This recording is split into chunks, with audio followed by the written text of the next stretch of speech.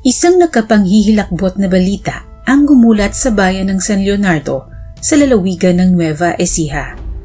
6 na miyembro kasi ng isang pamilya ang napabalitang pinag-iitak hanggang sa mapatay bandang alas 3 hanggang alas 4 ng madaling araw ng April 20, 2018. Sa kabila ng mga sugat na tinamo mula sa pananaga, isa sa mga nakaligtas ang nanglakas loob na gumapang patungo sa kanilang kapitbahay upang humingi ng tulong. Ang kawawang biktima ay halos mawala ng malay dahil sa mga sugat na kanyang tinamo. At bago siya maisugod sa ospital, nabanggit nito ang pangalan ng nag-iisang salarin. Ang tanong, sino ang salarin? Ano ang matinding dahilan kung bakit sinapit ng pamilya ang ganitong klase ng trahedya? At ano ang kinahinatnan ng kasong ito? Alamin natin ang kwento sa likod ng kaso ng kahindik-hindik na pagpatay sa pamilya Caballero.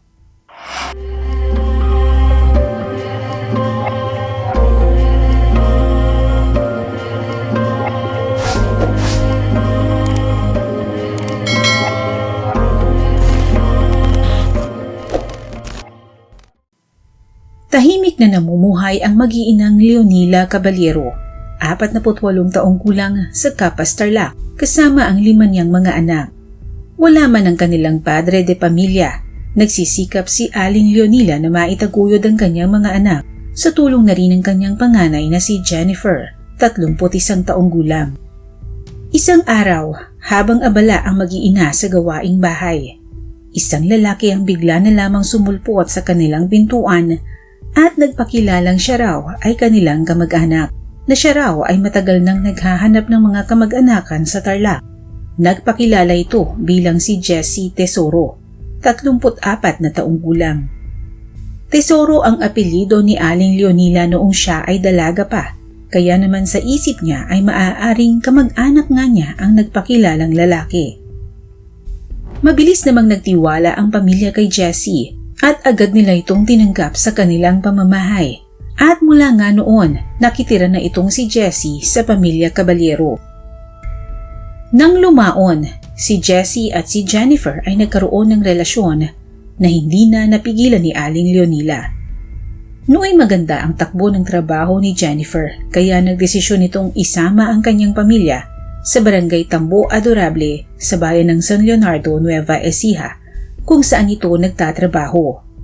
Kumuha siya ng maayos at malaki-laking upahang bahay para sa kanilang lahat at noon ngang unang linggo ng Marso taong 2018 ay tuluyan na silang lumipat sa Nueva Ecija. Dito ay nakakuha ng trabaho ang pamilya Caballero sa malaking taniman ng kalamansi kasama si Jessie. Hindi pa man nagtatagal ang pamilya sa paninirahan sa nasabing barangay. Isang nakapanghihilakbot na pangyayari pala ang nooy nakatakdang maganap sa buong pamilya. Gabi ng April 19, 2018, nooy kasalukuyang nagiinuman sila Jessie at mga kapatid ni Jennifer nang simulang bungangaan ni Aling Leonila si Jessie. Tungkol ito sa hindi pag-aabot ng pera ni Jessie sa pamilya at ang pagiging pabigat nito. Nagkasagutan sina Jessie at Aling Leonila. At dahil dito, kaya namagitan na si Jennifer hanggang sa sila naman ni Jessie ang nagkaroon ng mainitang pagtatalo. Umalis si Jessie pagkatapos nito at nagpunta sa kalamansian bandang alas 9 ng gabi.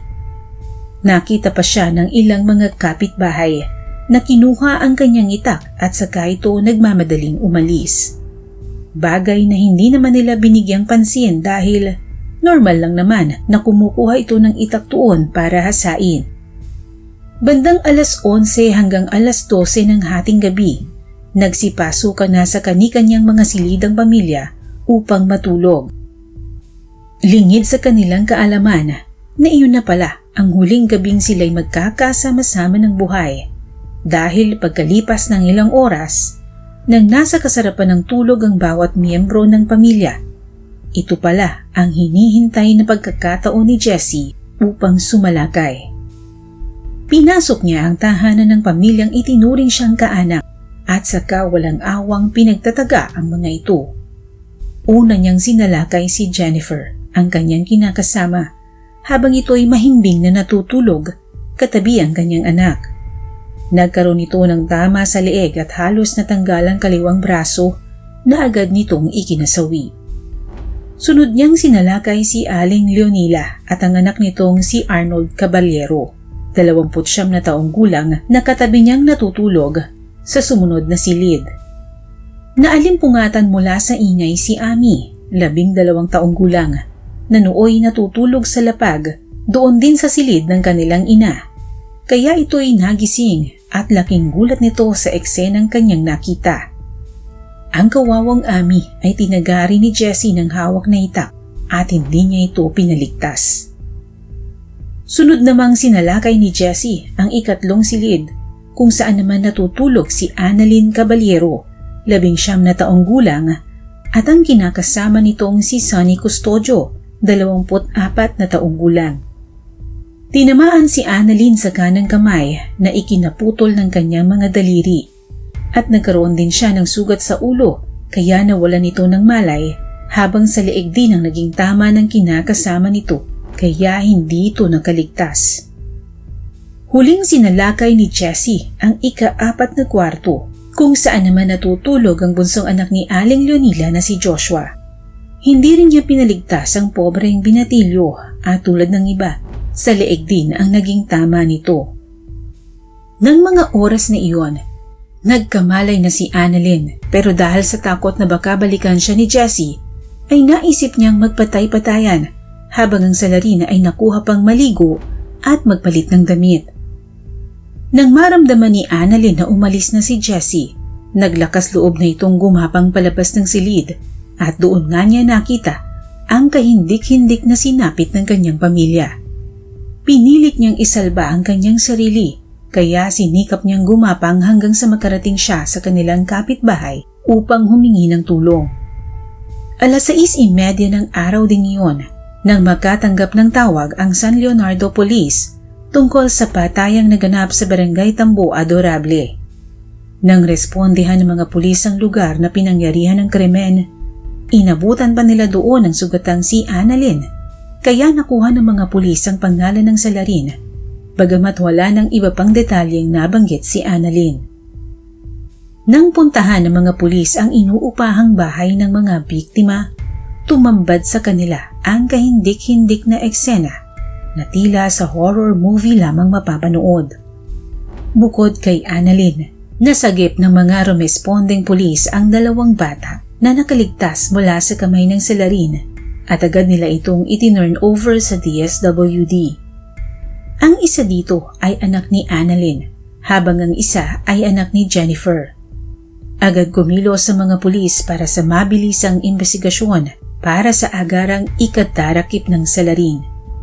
Sa pag-aaral na isinagawa sa mga biktima, napagalaman na iisa ang ikinasawi ng mga ito.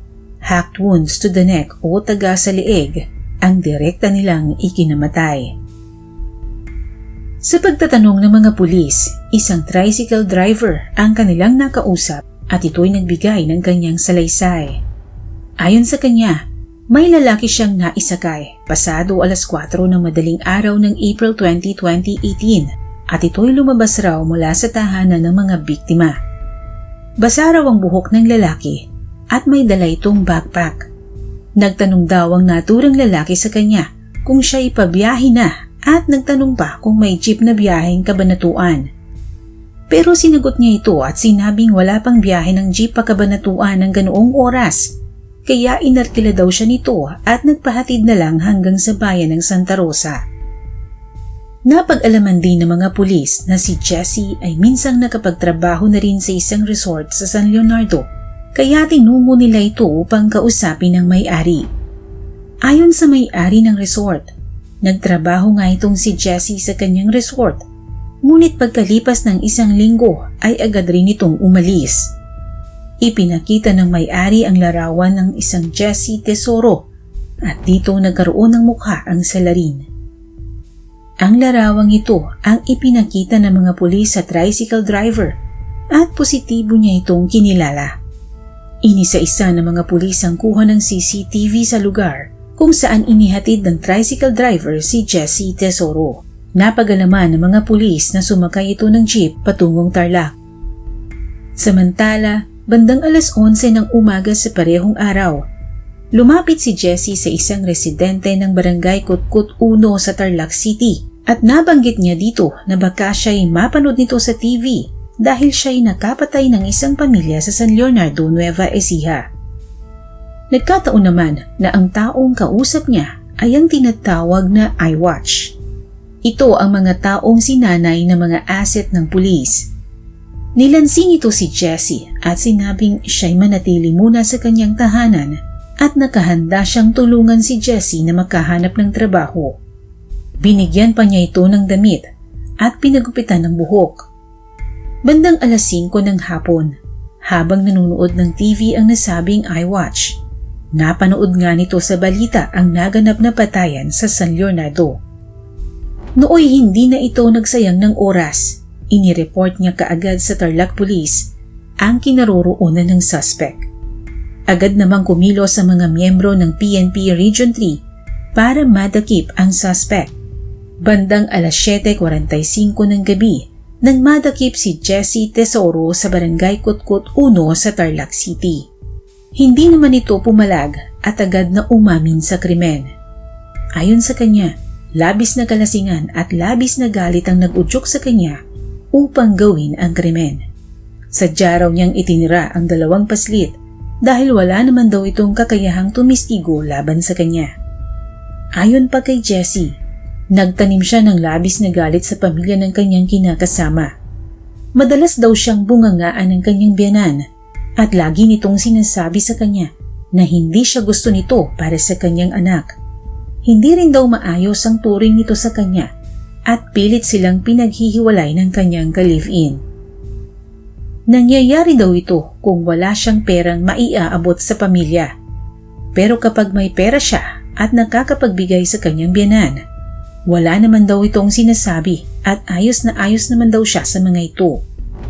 Kaya naman palagi raw niyang naiisip na pinagkakaperahan lamang siya ng pamilya ng kanyang kinakasama. Ganun pa man, lubos daw ang kanyang pagsisisi sa nagawang krimen at humihingi siya ng tawad sa pamilya ng mga nasawi na ayon pa sa kanya ay itinuring niya ring sarili niyang pamilya. Multiple murder at frustrated murder ang mga kasong isinampa laban kay Jessie Tesoro. At sa kasalukuyan ay naghihimas na ito ng rehas na bakal ng panghabang buhay.